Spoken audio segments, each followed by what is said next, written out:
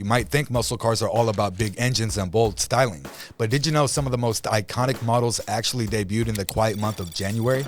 Join me as we take a look at some of the most legendary muscle cars that first hit the streets in the year's first month.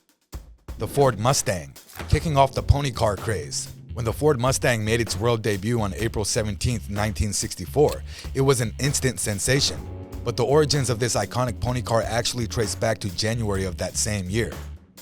On January 9, 1964, Ford unveiled the Mustang 1 concept car at the New York International Auto Show. This sleek, two-seat roadster was a far cry from the production Mustang that would soon follow, but it set the stage for the model's bold, sporty styling.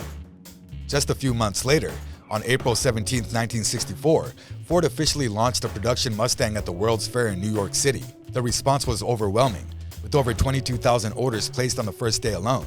By the end of that first year, Ford had sold a staggering 418,000 Mustangs, far exceeding their initial sales projections. The Mustang's combination of sporty good looks, peppy performance, and affordable pricing struck a chord with American car buyers. It kicked off the pony car craze, inspiring competitors like the Chevrolet Camaro, Pontiac Firebird, and Plymouth Barracuda to enter the market. But the Mustang remained the quintessential muscle car, becoming an automotive icon that is still beloved today. So while the Mustang's official launch came in April 1964, its origins can be traced back to that fateful January debut of the Mustang 1 concept. This early glimpse of Ford's vision set the stage for one of the most successful and influential muscle cars of all time, the Pontiac GTO. Now, the Mustang may have kicked things off, but the car that really defined the muscle car era, that would be the Pontiac GTO. And get this, it first hit the streets way back in January 1964. You see, back then, Pontiac was just another division of GM, not the performance powerhouse it would become. But a few renegade engineers had a crazy idea. Take the midsize Tempest, stuff it with a big 389 cubic inch V8, and create an absolute monster of a car. At the time, automakers were limited in how much power they could offer in their smaller models. But the Pontiac team found a loophole. If they made the GTO an option package rather than a standalone model, they could skirt those rules. And that's exactly what they did. When the GTO option debuted in January 1964, it was an instant hit. With 325 horsepower on tap, it could outrun just about anything on the road. Plus, the aggressive styling, with its hood scoops, chrome trim, and iconic Coke bottle shape, gave it an undeniable presence. The GTO kicked off the muscle car craze in a big way. Other automakers scrambled to catch up, leading to a horsepower race that defined the decade. But the Pontiac GTO would always be remembered as the original, the one that started it all, a true icon of American automotive history. The Chevrolet Camaro. If the Ford Mustang kicked off the pony car craze and the Pontiac GTO defined the muscle car, then the Chevrolet Camaro was the natural next step, a direct competitor to the Mustang that raised the performance stakes even higher. Chevrolet unveiled the Camaro in January 1966, just 2 years after the Mustang's debut. And from the start, it was clear this was no mere Mustang clone. With its long hood, short deck, and aggressive stance, the Camaro had a look all its own. Under the hood, buyers could opt for a range of powerful V8 engines, including the legendary 396 cubic inch big block. The Camaro was Chevrolet's answer to the Mustang's runaway success. And boy, did it make an impression. In that first year, Chevy sold over 220,000 Camaros. Not bad for a brand new model. The Camaro quickly established itself as the Mustang's fiercest rival, with the two pony cars engaging in an epic performance battle that would rage throughout the 1960s and 70s. Of course, the Camaro had its own iconic models over the years, from the first-gen sleek styling to the second-gen's muscular good looks. But that January 1966 debut set the tone. This was a car that could go toe-to-toe with the mighty Mustang, and win. The Camaro proved that Chevrolet was serious about competing in the burgeoning muscle car market. The AMC Javelin.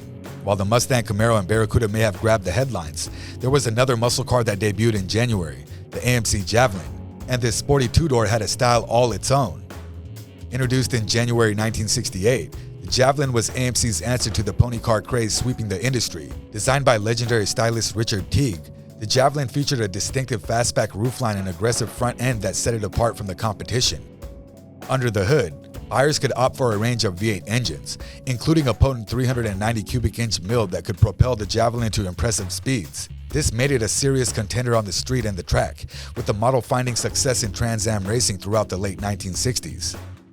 While AMC may have been the smallest of the big four automakers, the Javelin proved they could compete with the best when it came to muscle car performance. Its combination of style, power, and affordability helped it carve out a loyal following, even if it never quite reached the same level of fame as the Mustang or Camaro. Ultimately, the Javelin's January 1968 debut showed that the muscle car wars weren't just a battle between the industry's heavyweights. This sporty AMC two-door had the chops to hang with the big boys, and its unique personality made it a standout in a crowded field.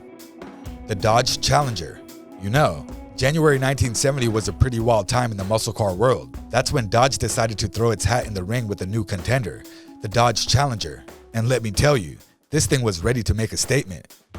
Up to that point, the Mustangs, Camaros, and Barracudas of the world had pretty much ruled the streets, but Dodge had been quietly cooking up something special behind the scenes. When the Challenger finally burst onto the scene, it was clear that this was no ordinary pony car.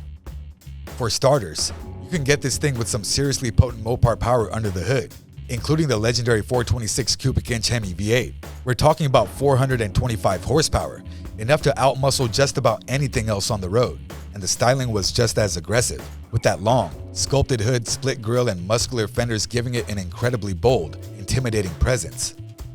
But the Challenger wasn't all brute force. It also had the handling chops to back it up, thanks to a well-tuned suspension and responsive steering. This made it a true driver's car, equally at home carving up the streets or dominating the drag strip. When the Challenger hit showrooms that January, it was an instant sensation. Dodge had delivered a real knockout punch to the competition, cementing the Challenger's status as one of the most iconic muscle cars of the era. That perfect blend of power, style, and performance made it an instant classic, a true legend that still captivates enthusiasts today. The Buick Grand National. While the 60s and 70s are often considered the golden age of muscle cars, the story didn't end there. In fact, one of the most iconic muscle cars actually debuted in January 1982, the Buick Grand National. By the early 80s, the whole muscle car craze had kind of faded away. With all those emissions and fuel economy regulations, a lot of the automakers had backed off on the high-powered performance machines. But Buick saw an opportunity there. They wanted to revive that classic muscle car spirit, but with a thoroughly modern twist. And that twist? Turbocharging. They took the Regal Coupe and gave it a turbocharged 3.8-liter V6 engine that was putting out over 200 horsepower. Now, that might not sound like a ton by today's standards, but back then, that made the Grand National one of the most powerful American production cars you could buy. It had the performance to really hang with those legendary muscle cars of the past. But Buick didn't stop there. They also gave the Grand National a seriously sinister look, with that blacked out exterior, aggressive stance, and muscular fenders. This thing had a real menacing presence on the road. Combine that with the surprising performance, and you've got a true modern muscle car in your hands. So while the Grand National may not have had the same cultural impact as the Mustangs and Camaros, it proved that the muscle car spirit was alive and well, even in the 80s. That January 1982 debut marked the start of a new era, where turbocharging and technology could breathe new life into the classic American performance car. If you enjoyed learning about these iconic machines, be sure to hit that like button and subscribe to the channel. That way, you'll never miss out on more stories about the coolest cars from automotive history. I'll see you next time.